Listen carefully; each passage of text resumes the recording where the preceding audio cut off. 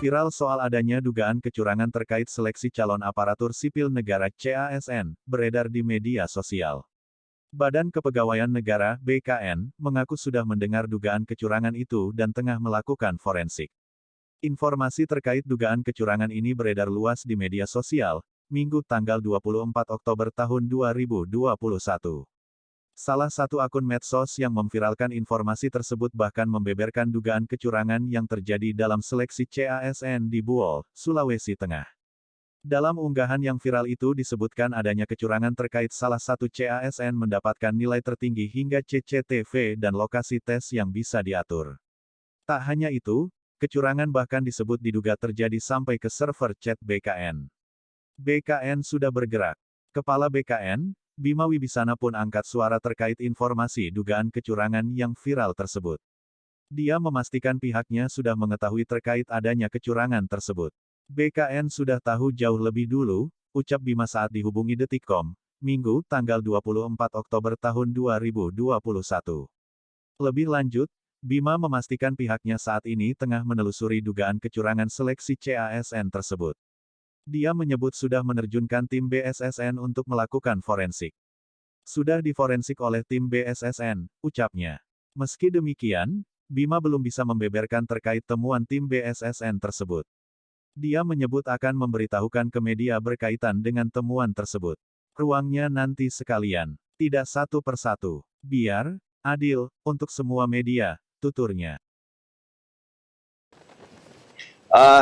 Dari CCTV yang ditunjukkan, memang ada orang-orang yang tidak berwenang memasuki ruang ujian pada malam hari. Jadi kebetulan di dalam CCTV itu terekam wajah dari Kepala BKPSDM Kabupaten Buol sendiri. Nah, karena ini lokasinya adalah di kantor BKPSDM, maka beliau memiliki akses masuk atau memiliki kunci cadangan untuk masuk. Beliau beserta 2 orang lainnya kemudian mencoba menginstall aplikasi agar komputer-komputer itu bisa diakses dari luar, dan itu mereka lakukan. Kami kemudian melakukan audit trail dan forensik ditemani oleh teman-teman dari BSSN dan BPPT, dan kami juga memiliki Computer Security Incident Response Team yang dikoordinasikan oleh BSSN. Itu komputernya kami bawa ke Makassar untuk dilakukan forensik, dan memang ada bukti-bukti yang kami dapatkan bahwa tes di Kabupaten Buol itu terdapat indikasi kecurangan. Oke, berarti pelakunya juga sudah diketahui nih Pak, siapa yang berbuat curang, siapa yang pelakunya diketahui, pesertanya pun sudah diketahui karena kita kemudian melakukan forensik dan audit trail terhadap mereka, dan memang cara-cara ujiannya tidak wajar gitu. Jadi kami juga pelakunya dari pihak internal ya Pak? Internal penyelenggara? Pelakunya dari pihak internal?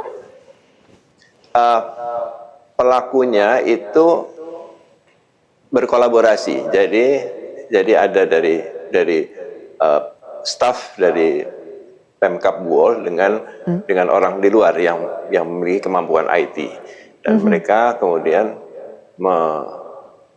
mengajak beberapa peserta untuk melakukan kecurangan. Pemirsa, tingginya minat masyarakat untuk menjadi PNS seringkali dimanfaatkan sejumlah oknum untuk melakukan penipuan ataupun kecurangan. Apa saja modus yang biasanya dilakukan para oknum dan apa antisipasi yang bisa dilakukan agar masyarakat tidak menjadi korban? Kita akan membahasnya bersama Kepala Pusat Pengembangan Sistem Seleksi BKN, Muhammad Ridwan. Selamat siang, Pak Ridwan.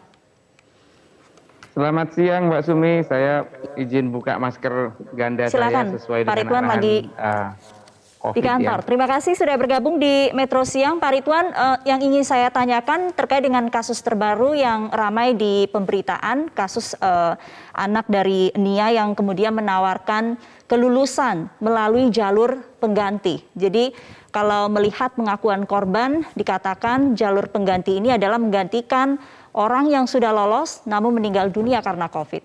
Apakah memang betul ada jalur pengganti?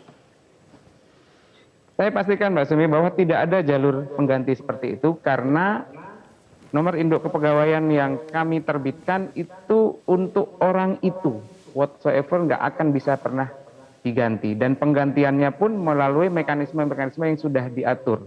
Misalnya ranking 2-nya, ranking 3-nya.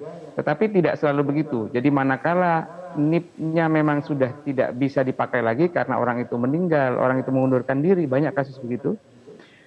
Itu kemudian dibiarkan kosong untuk menjadi formasi yang akan diperebutkan lagi di tahun depan. Jadi saya pastikan tidak ada mekanisme penggantian, apalagi menggantinya dengan sembarang gitu ya, dengan sembarang orang, tidak ada. Oke, apalagi ketika diminta sejumlah uang gitu ya, supaya bisa mengikuti jalur pengganti ini.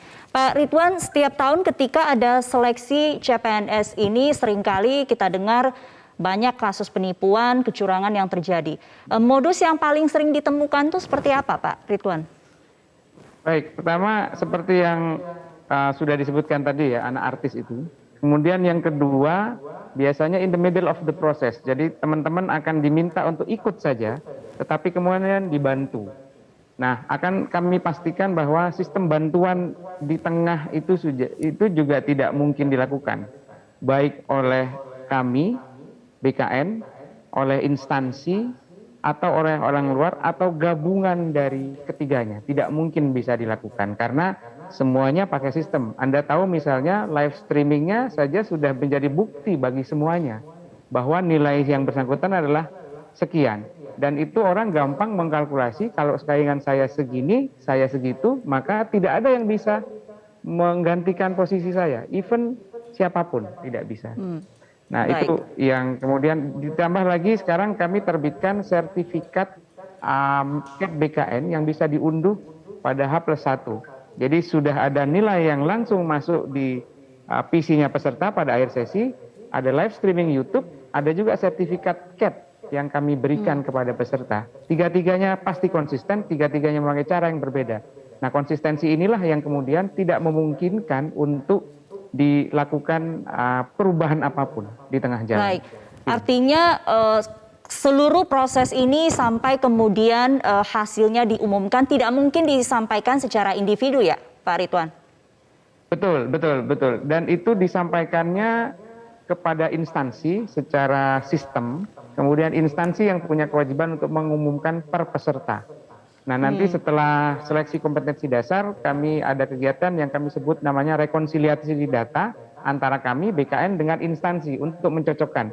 Benar Ridwan nomor 1, benar Sumi nomor 2, dan yang lain-lain. Dan tidak akan berubah. Jadi meskipun sistemnya sudah otomatis, kami tetap memakai cek verifikasi dan validasi dengan instansi, sehingga potensi kesalahan itu bisa kami minimalkan. Itu yang kemudian tidak memungkinkan disusupi oleh orang lain in the middle of the process. Jadi nggak ada seperti itu. Pak Ridwan, tapi faktanya di lapangan setiap kali masih saja ada kasus penipuan, kecurangan yang terjadi. Jadi titik lemah atau celahnya ada di mana, Pak Ridwan? Titik lemahnya adalah minimnya literasi kita. Bahkan seringkali, bahkan saya sendiri, sering dijadikan, nama saya sering dijadikan alat untuk, ini sudah atas sepengetahuan Pak Ridwan atau teman-teman BKN, Kepala BKN, Deputi Sinka, dan sebagainya. Tapi titik lemahnya ada di kita sendiri. Sepanjang kita masih percaya pada sistem yang salah itu, yang bisa dicurangi itu, maka itu semua penipuan segala macam pasti akan tumbuh subur. Tapi saya jaminkan instansi Panselnas, BKN, Kemenpan RB, dan instansi yang lain itu sama sekali tidak punya kepentingan untuk memasukkan siapapun dan tidak bisa dilakukan dengan sistem yang sekarang. Jadi berpulang ke kita lagi. Kalau kita mau ditipu, ya monggo. Kasus-kasus seperti ini akan terus-menerus ada. Bagaimanapun caranya, ya, dengan high tech, dengan low tech, dengan ujian online, offline, itu pasti ada orang-orang yang bisa manfaatkan. Tetapi saya sampaikan lagi, no such a perfect crime. Tidak ada kejahatan yang sempurna. Nggak ketahuan sekarang, akan nanti bisa diaudit real dan sebagainya. Itu Mbak Sumi.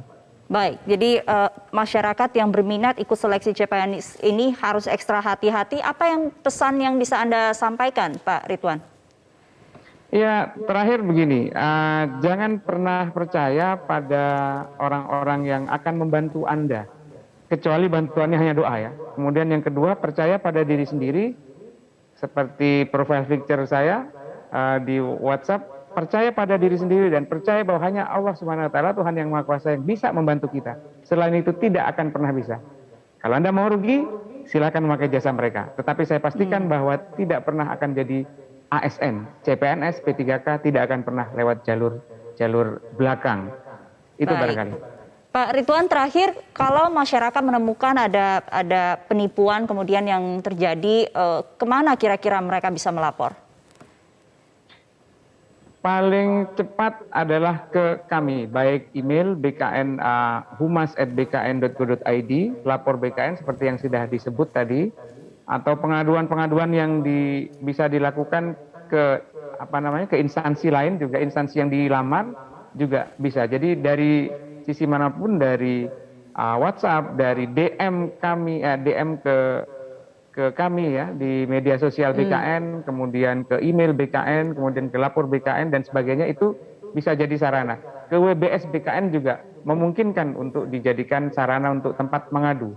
Asal buktinya harus jelas, jangan hanya mengadu tapi kemudian minim bukti. Beberapa sudah masuk ke kami, beberapa sudah akan kami proses. Jadi saya ingin ingatkan, sebentar lagi ada beberapa peserta yang akan didiskualifikasi karena bukti-bukti sudah menunjukkan bahwa mereka curang. Dalam kaitan ini bisa curang dalam arti minta bantuan orang lain atau mengkompromis sistem yang ada. Baik, jadi jangan mencoba-coba seperti itu ya Pak Ridwan. Terima kasih Kepala Pusat Pengembangan Sistem Seleksi BKM Muhammad Ridwan untuk waktunya di Metro Siang.